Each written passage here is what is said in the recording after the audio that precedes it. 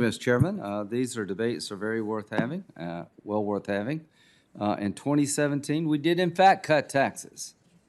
We cut taxes in a way to make American corporations competitive with a worldwide rate. What happened before COVID? You saw a rise in wealth among every segment of the American family. Latino and Hispanic household incomes increased. African American incomes increased. Women's income increased. We added 5 million jobs. People benefited mightily. What happened after that is that 19%,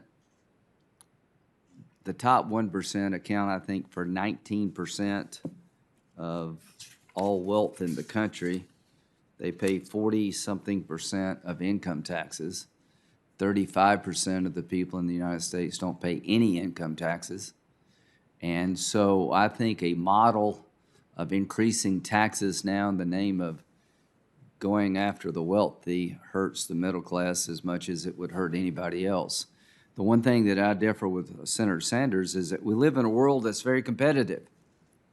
If you go to a 35% corporate tax rate, you're going to incentivize people in the wrong way to find locations that are more friendly. Why are we doing so well in South Carolina?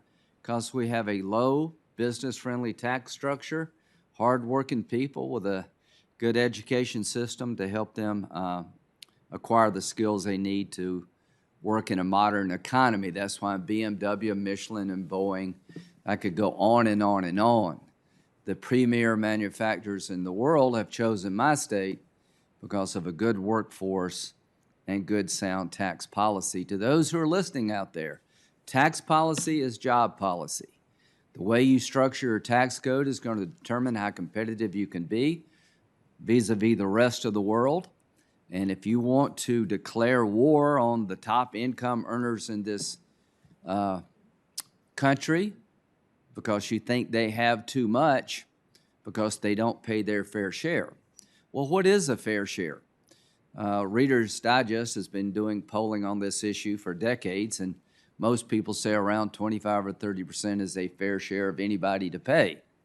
What Senator Sanders doesn't get, in my view, is most people who are struggling to make it out there would like to be wealthy and don't resent people who are wealthy who've done it right and fairly. So when the government's going to determine how much you can make, what the ratio should be of what a CEO can make in any company, what else are we going to do? So the bottom line is that free enterprise works.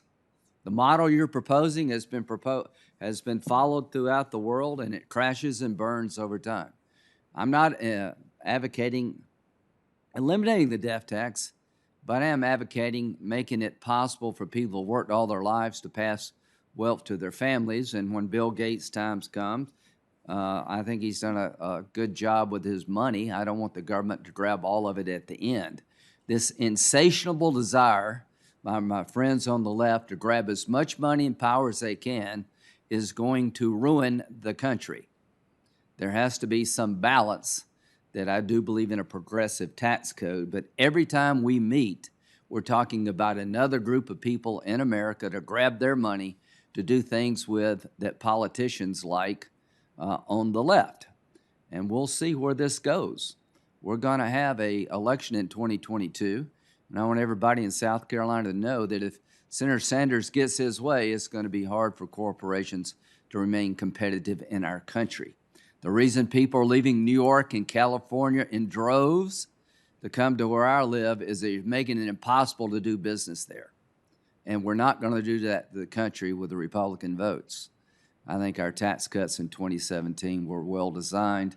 They benefited everybody in the country, and we will fight you appropriately and respectfully as you try to rearrange America in a fashion that I think is contrary to what we stand for as a country. A debate worth having and a fight worth engaging in.